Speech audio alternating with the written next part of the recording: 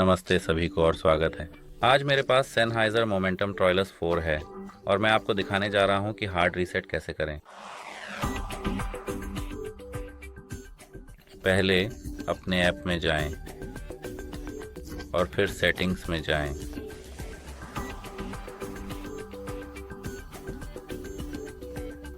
यहाँ आपको नीचे स्क्रॉल करना है ताकि आप फैक्ट्री रीसेट देख सकें।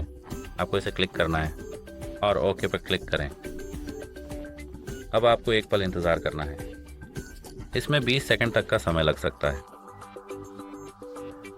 जब आपके बड्स लाल, नीले और हरे रंग में जल रहे हों तब अपने हेडफोन को न रखें। और बस इतना ही। उम्मीद है कि यह आपकी मदद करेगा। अलविदा।